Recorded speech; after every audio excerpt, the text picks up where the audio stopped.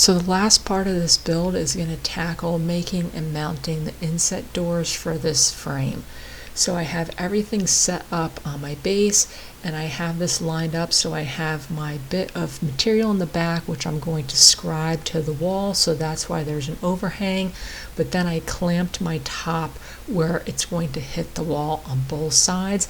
I put two little tick marks on the top so that I could, because it keeps coming on and off, I could realign it really quickly. So if you watched the last video in this series, you know I made the front of this have a larger overhang than I wanted because it was just going to be easier to make it a little oversized and cut it down. I decided to go with a 1/2 inch overhang. It doesn't have to be very large, so I just used some pin nails and pin nailed some 1/2 inch plywood to the front of this, and I could use a flush trim router bit, and that flush trim router bit has a bearing on the bottom. The bearing on the bottom will eventually hit that plywood and it will scribe a perfect 1/2 inch on the front. Now I'm removing quite a bit of material with this, which those bits aren't really designed to do. They get bogged down very easily. Sometimes I go through and cut real close to my line so I don't have a lot of material to remove. I was being lazy today, I didn't do that, so you can see I'm just moving very slowly and removing a small bit of material at a time. So then that is what that front looks like, and I could go through and pop these off. I'm always a little amazed, especially the pin nailer. It's just little tiny pins, but it holds that material in place so well. So then that is what that top looks like. You can see my alignment marks on the side, which I was talking about, because like I said, this is going to come on and off quite a lot in order to do the doors. So for the inside, I'm making cleats to set, because the doors are going to be inset, so they're going to be inside that face frame. The hinges are not going to be strong enough to hold it up no matter what hinges you use. Personally, I think the strongest method is to do a continuous cleat. So I'm going to do this cleat on not only my edges, but the front and the back. There's potentially going to be a lot of weight on this at one time. You don't want to have to worry about the door falling through the inside of the frame. I used all scrap poplar for this because I had some laying around the shop. Once again, all of my angles are going to be 25 degrees on this one, 20 degrees in the middle box, 25 degrees on the edge box. And I could just go through, work my way around that inner edge, attach that inside with screws, and then I'll have that continuous cleat. My face frame will sit on top of that, and now you see when I put the doors in place, they have something to set on. So that was how I finished that up as well. This is what it looks like without the face frame on top, and then I'll show a clip of what it looks like with the face frame in place, and you can see how I gave myself plenty of spacers and movability with this piece, so when I go to install it, it will fit perfectly in the space. So once I had all this done, I could start on my top side doors. I decided to go with a piano hinge. Two reasons: they're super strong because they're a continuous hinge, so even though I have those cleats, it's like double back up to use a piano hinge. But also because the European style hinges, I would have to shim out the back, add special spacers. This will mount directly to the back side of the frame and directly to the doors. It's the easiest way to do it.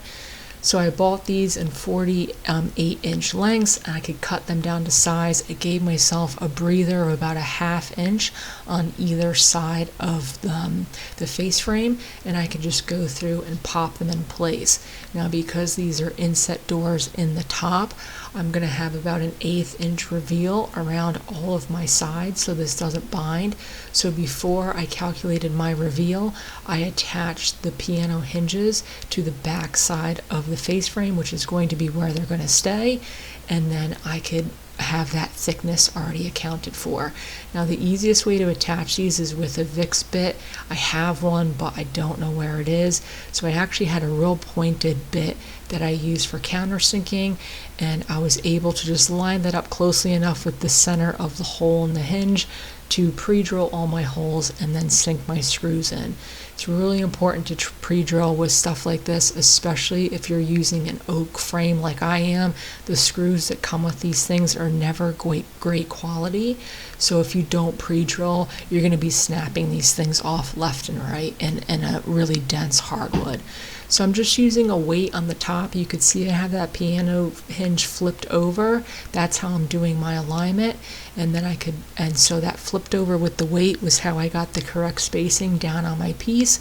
These piano hinges are going to have a little bit of material sticking up, but the top side of this will have full cushions on it, so you won't feel it and you won't see it.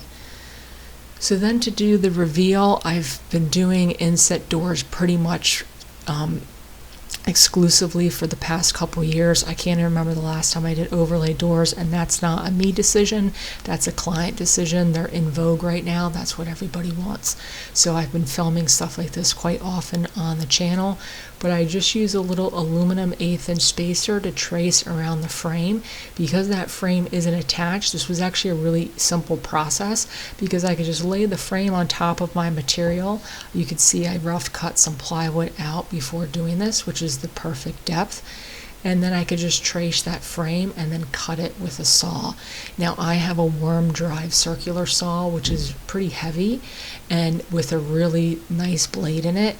So I just cut to those reveals with that saw, sanded up the edges, and called it a day. Once again, these are going to have cushions on them, so if the reveals aren't perfect, you're never really going to see them. But with that worm drive saw, which is so heavy it doesn't jump around on you a lot, I got a really clean edge on all of my sides, and that's what it looks like fit into place.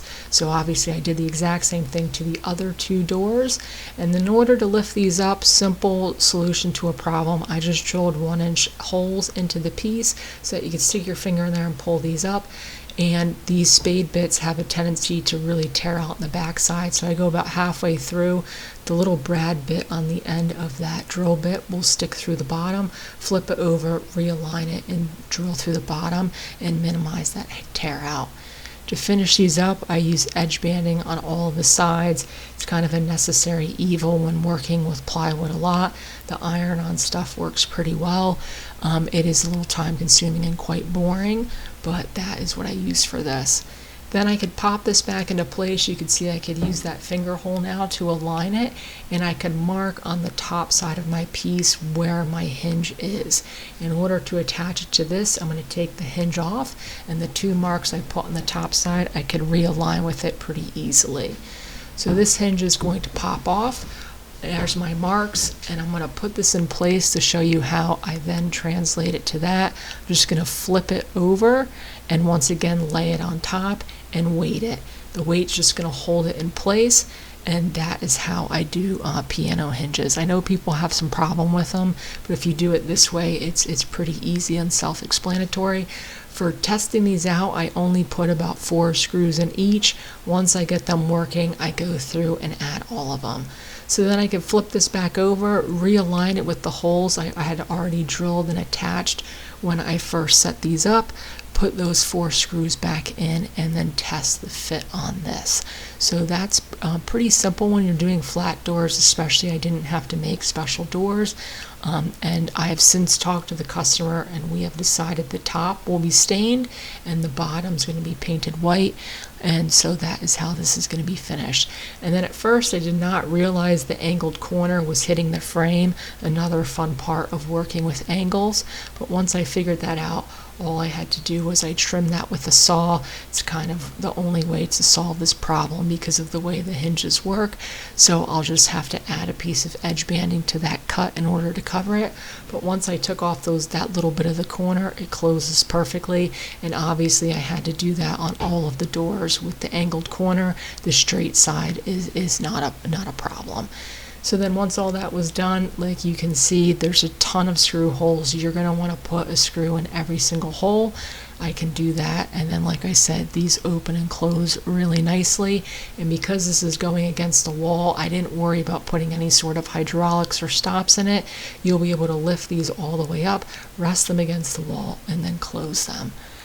And then this is basically what it looks like. this is going to be the last part of this for the build. Obviously I have an install for this, and like I said, it's going to be painted. I don't know if I'm going to film a ton of that, and I have to make cushions for the top, which I don't know if I'm posting online yet, because I could do them, but I'm not an expert at cushions, so I might not film that.